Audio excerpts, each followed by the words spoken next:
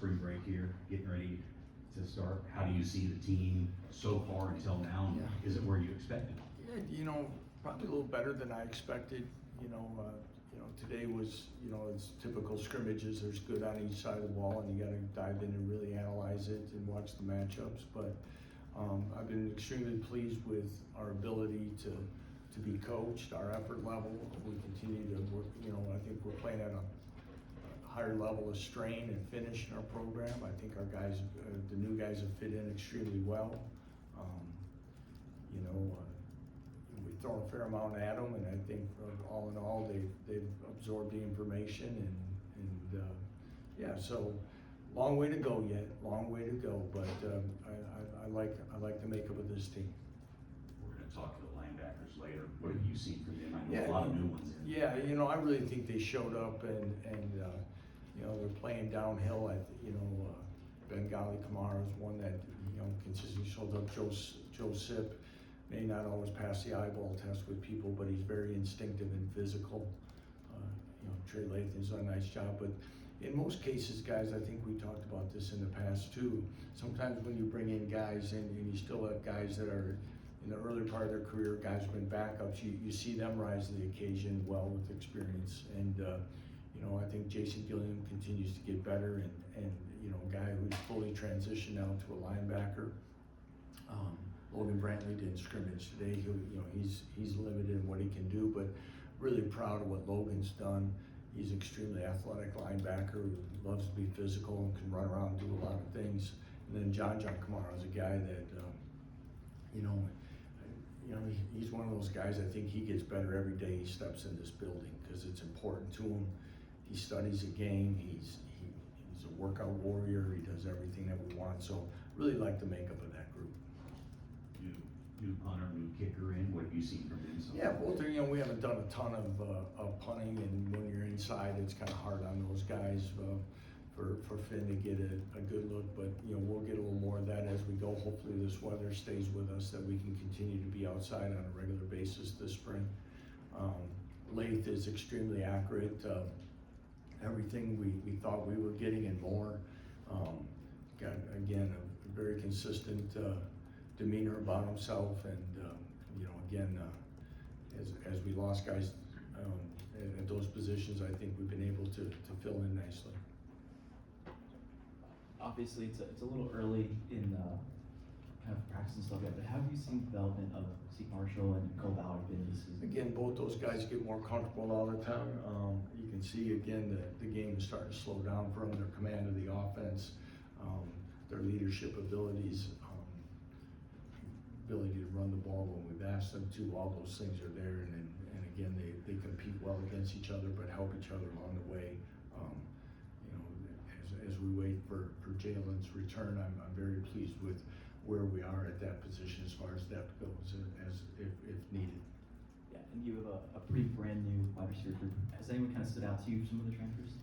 Again, I think all of them have been showing flashes that they're going to help this football team. Ken Pickett has been, is a guy that catches your eye, very steady. He did not go today, either did Emmanuel Henderson. Emmanuel, again, has that speed that we've been looking for, and he's going to be able to help us. But Levi Wentz is a guy that's been able to go up and make some plays, and has shown his ability to make contested catches, ability to get open and do things. Excited about him. Doug and Keaton continue to show that they're going to help this football team, and as they've waited patiently for their opportunity as well. So again, what was a question mark right now, I think is really starting to get answered, and the amount of guys that we play will yet to be seen. But I'm pleased with where that's at. Very pleased, in fact. And again, our young guys, the newcomers, Jackson Cook coming in, and Bryson Hayes has shown that he's got the physical makeup and things when he gets more. Those are all bonus practices, as I always say, for those early enrollees. You really see the difference in August, but Tate Nagy has put some nice practices together. Again, height is always going, size is always going to be something people will look at, but he has great natural instincts, can separate from people, and he shows up, in many different situations. Going back to special teams, do you have any guys you're looking at as leading candidates right now in terms of returning kicks or punts? No, that'll probably be something as we kind of work through the rest of spring and even into fall camp right now. So we've got a lot of guys working out there, so. And then we talked to Deshaun the other day, just having him back, how valuable is that, not just for the tight end room, but just as a leader? It was extremely important. Again, his maturity, his demeanor, his life experiences. There's a guy that has a good head on his shoulders, married. He's got a lot of things all those different things that sometimes can be so valuable to a team in the locker room when sometimes young guys are going through the ups and downs and really sometimes when things are a little more emotional. I think he gives us a steady presence of things that can help relate. That sometimes as coaches you don't always get a chance to get it soaked into our eyes versus a fellow player, and it was very important for us when he was injured last year that we were going to work very hard to get him to come back, and awful glad that he did. To build off that, how did you see Deshaun grow outside of football? Again, during that time out? I think as you're going through, his story is very unique. Obviously, he's gone through a lot, whether it be health-wise versus having to sit out, all those things. I think he's persevered through things very well, and I think it's made him even stronger. It's made him appreciate opportunity, and the new world of college football with the ability with NIL to have revenue and things there. It was very important for him as his plan to get married, that he had a way to provide for his wife and as well for them to take it. And that was very important to him, as he said, is that he has an obligation. And again, a guy like that, I don't know if we were in the old model, if he would have stuck around. He might have just tried to see if he could get an opportunity at the next level and used his degree and got a job. But I don't know how much he shares, but he's a homeowner. He does things. It's a really neat story about how a guy has taken this opportunity and has used it very well. It feels like the last couple of springs we talked about the offensive line, you integrate new players. The same case this year. What have you kind of seen from that group early on in spring? Yeah, again, we got a lot of mixing and matching as always going right now. I think it'll be a work in progress a little bit as things kind of go through. Nolan Gorsica had a finger surgery today, and he'll miss the rest of spring. So a guy who's competing for a starting job, and I thought Nolan has continued to show improvement and a guy that can be counted on at the tackle position. He's played guard as well. Jack Tanner is a guy that we're very excited about where he's at. Kobe and Bryce. Bryce is also on competing in track, so limiting a little bit of what he does in 11-on-11 stuff. So Kelvin Clements is a guy that's probably is shown as much progress probably from late last season when he got a little more playing time to where we're at now. We can see the game starting to slow down for him. I like where he's at. Tyler Mercer, James Livingston, those are going to be guys that are going to be able to compete and contribute as well. But we'll see, and as we work through this other 2/3 really of what we're doing, we'll start talking about what pieces we got to maybe move a guy here to there and do some other things that way. And we haven't seen Tavake at Yeah. practice yet. Do you think he'll be able to be back at some point this See, spring? he did some running today. Now we gotta get him in shape a little bit. I don't know. I don't know if he'll be doing any 11-on-11, but we sure hope we can get him in some drills and get some things on the back half here, because again, he's one that in these situations when you come in, you don't get on the field right away. It's hard to get him in the conversation, and we'll have to find a way to catch him up on reps and opportunities. But we really like his potential and what he's shown athletically for a man his size, and again, we're excited to hopefully as we come back off a break here that he's going to be able to do a little more. Would it be you seen from Daniel Highshot so far this Yeah, spring? I'm really impressed with Daniel and what he's doing. He's trying to lead more. He's doing things.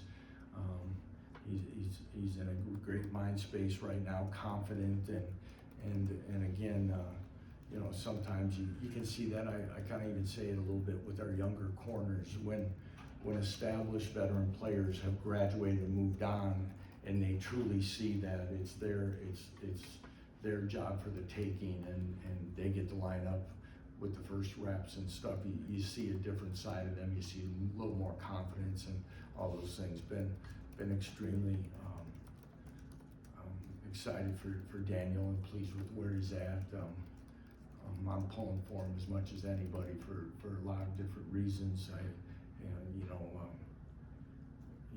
Daniel's going to be one of those guys at the end of this season is when you look back and you watch what he went through, and he didn't play our very first year here, and what he went through then in the 22 season and everything else, to see the maturation of a player is why many of us got in coaching for the start, not for a lot of the other reasons that sometimes leak in today.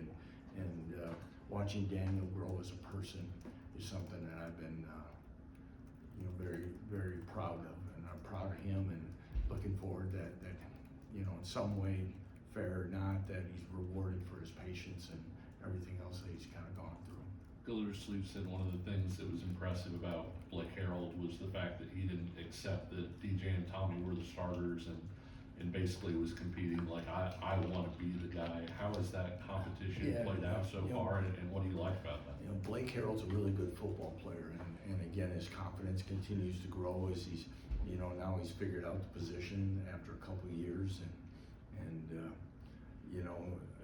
even though it's a rotational position, I think Jim Panagos has shown that it's still one that I think guys still take a lot of pride to be the starter when the game starts, and not like, well, I'll get 40 to 50% of the reps through rotation, that there's something to that, and guys take pride in that, and I think Blake that's one of the things is, and he knows that if he plays at a level that Jim's gonna start him, and I think that's important to him, and I love that about Blake, because he goes about it. He's not the most outspoken guy in this program, but he's a great example and well respected. And then what have you seen from the new coordinators and how that whole process has worked out?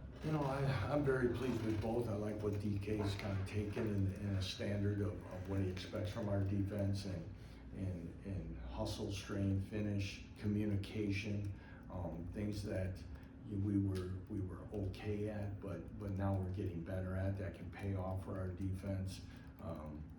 Again, creating competition, letting them know that it's going to be hard. There's going to be things, but again, as much as everyone talks about offense in college football, and people get excited about explosive offenses and productive offenses, it's still defense that win you championships, and he's setting the mindset for this group to be the best, and I like where it's at. I like the way the guys have worked together in the transition of a new coordinator and a new voice. I think he is, I think from his time in the NFL, being a rolling coordinator, if you've been a position coach as well as a coordinator career, is something that takes a little bit of time to get used to and what you want. But I think DK's experience, he has a real good feel for what he wants and how he moves around the rooms during meeting time, as well as the practice field. And then Jim, very pleased with Jim. Eric Terrazas, who's assisting with the quarterbacks, Brian Stolt, who's helping with the tight ends, and those guys as analysts and helping putting stuff together. I think they put in endless hours to try to continue to put the plans together and dissemination of information and making sure we're communicating in a great spot. Matt and Jim work very well together. And again, Jim's ability to communicate with players and a highly positive guy will continue to be a benefit to our offense. So few spots are set in stone this year or have like presumptive starters compared to in years past. Something Sleeve mentioned is that can create like an atmosphere of competition. How have you seen that borne out so far? How can that benefit? I think it's been very good. Our guys know that there are positions up for grab. Everybody's working now. you know, the next big question is, once some of those are decided, how do we react if we're not the guy, and how do we have the same competitive work ethic to either continue to compete for the job or accept the role but not be satisfied with it. There is a difference right now in our program compared to a year ago in approach to some things, and it has to do with, you know, probably some of the things you guys have been asking about, the new guys at certain positions, including coaches, and some of that creates a new sense of energy and just a different atmosphere that right now has made our first 6 practices, I think, very productive, and I'm pleased with. You might have just answered it, but you mentioned that word strain. Where do you see that show up, and where do you think it comes from? Well, again, like, I don't know what you mean by where you come from, but again, it's the extra thing of finishing plays, getting around the ball, getting more people there, not letting up, assuming someone's gonna make a play, getting more people there. I think we've been a good finishing team on offense as far as finishing runs and plays, but it's getting more people around the ball, you know, linemen, receivers, blockers around, straining, making sure we had too many balls on the ground today, but we've got to be able to find a way that and I say the strain and the effort, that's even how we take the field. You know, as coaches, sometimes when you watch a team and they're playing hard and they get a lot of people around the ball, it's impressive, and that can be an intimidating thing to opponents, and we want to try to make sure we do that. Is that where it comes from? I mean, is that the culture, or is it Yeah, certain it's guys you leading know, that? a lot of times, again, you get what you coach, and I think right now we're our urgency to get on the field, get off the field, get around the ball, try to punch things out. Everybody talks about it, but it's a matter of, I just think we have a renowned way of what we're expecting in that standard. You know, how it's being graded, when we show it on film, all those things, and when they see it and embrace it, I think good things follow. Anything else for Coach? All right, guys.